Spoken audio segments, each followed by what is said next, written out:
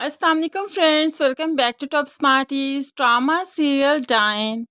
देखा जाए तो इंसान फितरतन बुरा नहीं है, बल्कि इसे माशरा और कुछ बुरे लोग बुरा बना देते हैं, जो लोग सिर्फ मतलब के लिए उस इंसान के साथ जीते हैं। जैसे ही मतलब निकला, उसे अपनी ज़िंदगी से निकाल बाहर करते हैं और फिर ज़रूरत पड़ने पर उसे जान से भी मार देते हैं। लेकिन फिर जब कुदरत उस इंसान पर मेहरबान हो जाए तो भला कोई और उसका बुरा कैसे कर सकता है। ऐसे ही तो नहीं, कुदरत मौज़े किया करती, कुदरत मसीहा भेजा करती। अब यहाँ पर निहाल के साथ भी तो यही सब कुछ हुआ।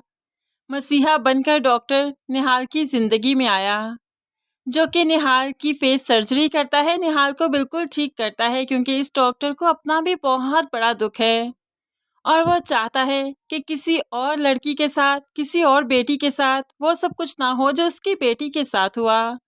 तभी तो वो निहाल का बहुत ख्याल रखता है। निहाल की सर्जरी हो गई, निहाल बिल्कुल ठीक हो गई। तो डॉक्टर नहीं चाहता कि उस दलदल में निहाल अभी वापस जाए, बल्कि वो निहाल को स्ट्रॉन्ग करना चाहता है, माशरे के साथ जीना सिखाना चाहता है। तभी वो निहाल को माशरे में छोड़ेगा, इसलिए वो चाहता है निहाल उतने दिन उसके और उसकी वाइफ के साथ उसके घर में रहे जहाँ पर और कोई नहीं रहता, क्योंकि डॉक्टर की एक ही बच्ची थी जिसकी डेथ हो गई। जब डॉक्टर ने निहाल को अपने घर रहने का कहा तो वो फौरन इनकार कर देती है, क्योंकि वो लोगों के रवैयों से डर चुकी है। तो डॉक्टर उसे फिर अपनी कहानी सुनाता है। तुम्हारे जैसी मेरी भी बेटी थी, जो ज़िंदगी जीना चाहती थी, जो ज़िंदगी के बहुत करीब थी। अपने दोस्तों के साथ हंसना खेलना, रोज़ पार्टीज़ वगैरह करना उसे बहुत पसंद था, और मैंने उसे ज़िंदगी जीने की भरपूर आज़ादी दे रखी थी। लेकिन कुछ लोग उससे जो हसद करते थे, वो भला उसे कैसे जीने देते। मैंने तो उसकी पसंद से उसकी मंगनी भी की थी, और वो अपनी मंगनी से भी बहुत खुश थी। लेकिन फिर अचानक एक ऐसा तूफान आया जो मेरी बेटी को बहा कर ले गया, और बेटी को कफन में लिपटा देखकर जिंदगी की उम्मीद खो चुका हूँ। मेरे और मेरी बीवी के अलावा मेरे घर में कोई भी नहीं।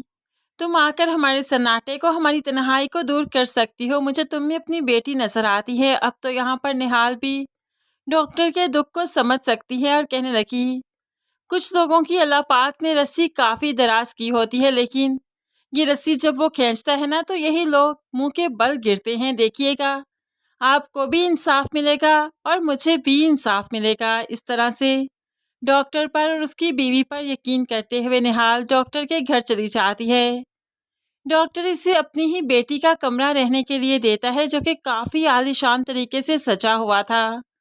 निहाल ने तो ऐसे कमरे सिर्फ ख्वाबों में या फिर जवार शाह की हवेली में ही देखे थे। यहाँ पर निहाल ने डॉक्टर की बेटी की पिक्चर भी देखी, जो कि वाकई दिल दहला देने वाली थी। डॉक्टर ने बेटी के मरने के बाद उसकी एक पेंटिंग बनवाई, जो कि एक तरफ से जल चुकी थी, क्योंकि डॉक्टर की बेटी का इंतकाल आग में जलने की वजह से हुआ था। यही सारी चीज़ें निहाल को जीने की हिम्मत देती हैं, हौसला देती हैं कि वो अपना इंसाफ मांगे, अपने बेटे को हासिल करे।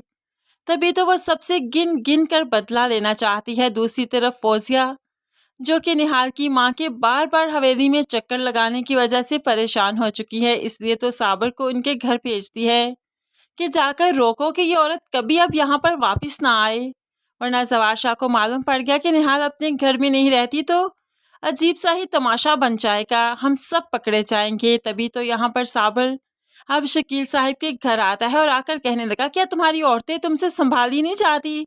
हर वक्त हमारी हवेली में दनदनाती फिरती हैं। आइंदा तुम्हारी औरत हमें वहां पर नजर आई ना, तो टांगे तोड़कर वापस भेजेंगे और तुम कुछ नहीं कर पाओगे। अब तो शकील साहब को बहुत गुस्सा आया। अपनी बीवी को रोकने के लिए वो खुद ही टांगे तोड़ देता है। इतना मारता है कि बेचारी उठ भी नहीं पाती। और ये सब कुछ आगे चलकर निहाल गिन गिन के सबसे बदले लेगी और सबका बुरा हाल करेगी, क्योंकि डॉक्टर इसे माशरे से ही तो लड़ना सिखा रहा है, जीना सिखा रहा है।